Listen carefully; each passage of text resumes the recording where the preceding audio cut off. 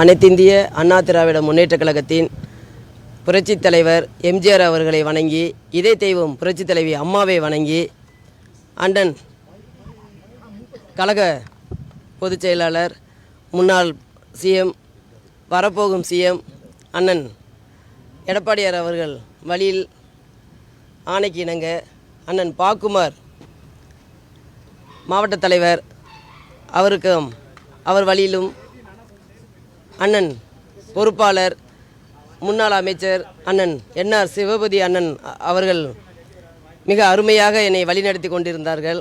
அவருக்கும் இந்த நேரத்தில் நன்றியை தெரிவித்துக் கொள்கிறேன். அதேபோல் ஒன்றிய செயலாளர், அனைத்து ஒன்றிய செயலாளரும் எனக்கு ரொம்ப சப்போர்ட்டாக இருந்தாங்க லால்குடிக்கு. அதேபோல் லால்குடி மக்கள் பொதுமக்கள் சகோதர சகோதரிகள், இளைஞர்கள், அதேமாரி போலீஸ் ஆஃபீஸர்கள், மீடியா, அதேமாதிரி நம்ம எலெக்ஷன் கமிஷனர் எல்லாமே நல்லா ஒத்துழைப்பு கொடுத்து நல்ல வெற்றி பெற வச்சாங்க. லால்குடி மக்களுக்கு வெற்றி பெற வச்சது நான் அவங்களுக்கு என்னால் முடிஞ்சதை நான் அவங்களுக்கு செய்கிறேன்னு சொல்லியிருக்கிறேன். அதேபோல் அனைவருக்குமே நான் நன்றிகளையும் வாழ்த்துக்களையும் தெரிவித்துக் கொள்கிறேன். ஃபஸ்ட்டு நான் லால்குடி மக்கள் அடிப்படை வசதி கேட்டிருக்கிறாங்க, பாத்ரூம் வசதி, அப்புறம் தண்ணி குடிநீர் கேட்டிருக்கிறாங்க, குடிநீர் பைப்பு, நெல் குடோனு, நெல் தானிய குடோன் கேட்டிருக்கிறாங்க. அப்புறம் மாணவ செல்வங்கள்லாம் கிரவுண்டு கேட்டிருக்கிறாங்க விளையாடுறதுக்கு. அது மாதிரி நம்ம இளைஞர்களுக்கு வேலை வாய்ப்பு கேட்டிருக்கிறாங்க. அண்ணன் எடப்பாடி அவர்கள் வாக்குறுதி நிறைய கொடுத்துருக்குறாங்க. அந்த வாக்குறுதியை நிறைவேற்றுவார்கள் முதலமைச்சர் வந்ததுக்கப்புறம்.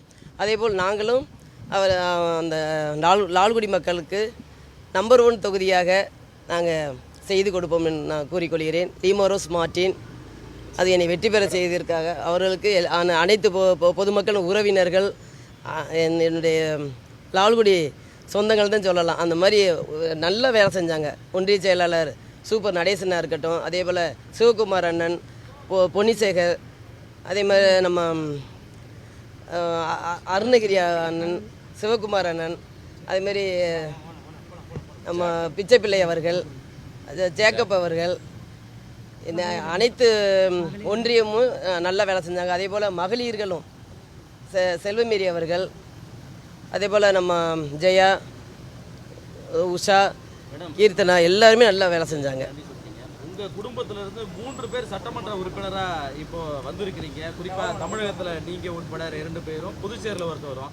இந்த கிரிட்டிக்கை பாசிட்டிவாக பார்க்குறீங்களா, நெகட்டிவாக பார்க்குறீங்களா? ஒரே குடும்பத்தில் 3 எம்எல்ஏ இல்லை, பாசிட்டிவாக தான் பார்க்குறேன். எப்படி இருக்குது அந்த ஃபீல்? ஏன்னா 3 கட்சி இல்லை, இது மிரக்கல் தான் சொல்லலாம். நாங்களே நினச்சி பார்க்க முடியாத அளவுக்கு தான் வந்திருக்கிறோம் 3 பேருமே. இது எங்களுக்கு நாங்கள் இறைவன் கொடுத்த கிஃப்ட்டு தான் இது.